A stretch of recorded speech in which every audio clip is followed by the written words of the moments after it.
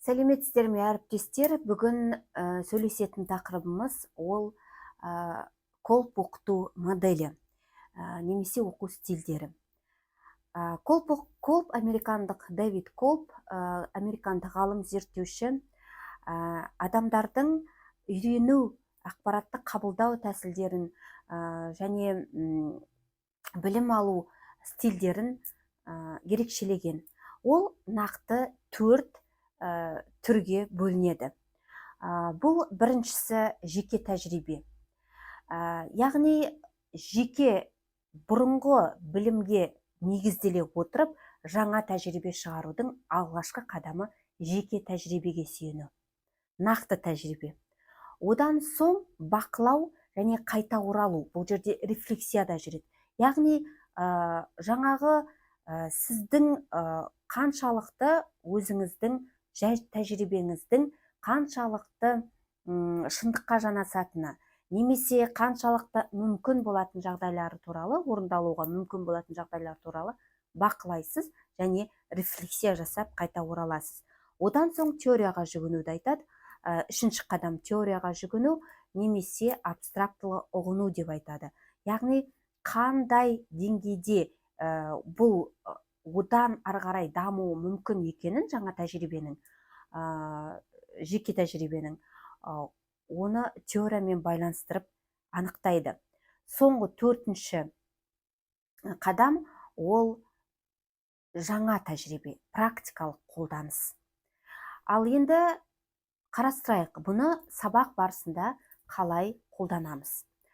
Біз енді әріптестерге оқушыларды оқыту кезінде пайдалы болады деп ұсынамыз, бірақ бұл кез келген адамның өзінің жаңа білім, өзін дамыту жолындағы ең маңызды ескеретін оқыту стильдері. Мысалға, айталық, сабақта басында балалардың қаралатын тақырып, өткізілетін жаңа модуль, тақырып, бөлім бойынша не білетіндерін анықтап алу керек. Балада да жеке тәжірибе болады.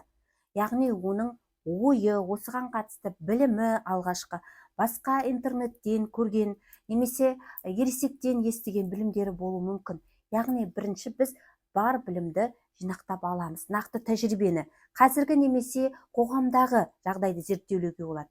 Одан соң бақылау және рефлексия.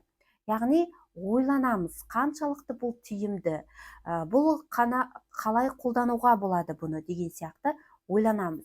Содан соң, яғни біз не істейміз? Бір жаңа тақырыпқа мақсат қойып, соған қатысты алдымызға қоятын, күтілетін сабақтың нәтижесін анықтаймыз. Одан соң теория, яғни біз жаңа ақпарат аламыз. Оны зерттейміз, оқимыз, яғни сабақта берілетін жаңа ақпарат. Абстрактылы ұғыну, яғни теория. Содан соң ғана жаңа тәжірибе шығады, яғни практикалық қолданыс. Оған бекіту тапсырмаларын, жаңа сабақтың мақсатына сәйкес, жаңа ақпаратты зерделегеннен кейін шығатын ең соңындағы сабақтың өнімі десек те болады. Бұл сабақта қолдану стилі. Енді сабақта қолдану стиліне қатысты тағы да бір мысал айтайын. Бұл оқыту ақпаратты қабылдау стильдеріне қарай бұны саралауға қолдануға болады. Колб оқыту моделіне сәйкес алатын болсақ, адамда әртүрлі ақпаратты қабылдау стильдері болады. Олар біріншісі айтқандай прагматиктер, активистер, екінші активистер, үшінші бақылаушылар, төртінші теоретиктер деп бөлінеді, жаңа 4 қадамның атауына сәйкес.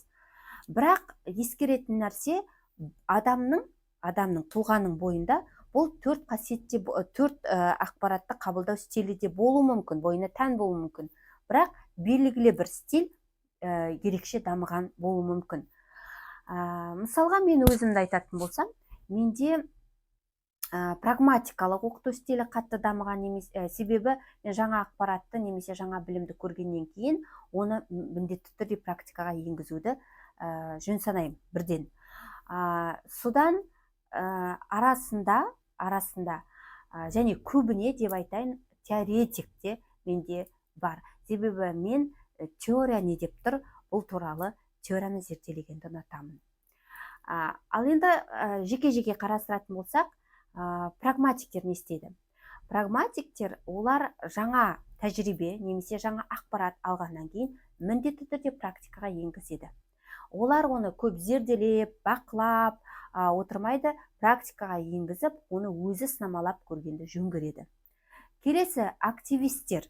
Олар да белсенді, айтып тұрғандай, олар бірден әрекетке кіріседі. Олар оның маңыздылығы, оның тиімділігі, оның артықшылықтары мен кемшіліктеріне талдау жасауды жөн көрмейді.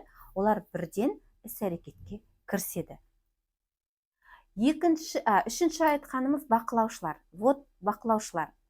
Бұл да оқыту стилі өте тиімді стильдердің біреуі. Ол әрекеттің жаңа тәжірибенің басқаларда қалай болып жатқанын бақылайды. Асықпайды, бақылайды да соңынан барып іс-әрекетке кірісуі мүмкін. Оның тиімділігін көргеннен кейін ғана. Ал теоретиктер, олар әрине бірінші теория не деп тұр деп ойлайды. Жаңағы тәжірибе туралы. Бұл енді сіз қарасаңыз, бұл оқытудың барлығы өмір ғой, өмірден алынған. Бұл айналамыздағы қоғамда болып жатқан нәрселерді қарасаңыз да, кез келген ақпаратты қабылдау, оны қорыту, талдау, оны жүзеге асыру, тәжірибеге айналдыру осы стильдерге сәйкес жүргізіледі. Бұны сабақта қолдануға да болады, ересектерді оқытуға қолдануға болады, өмірде де қолданыс табатын тәсіл, модель деп айта аламын. Назарларыңызға рахмет.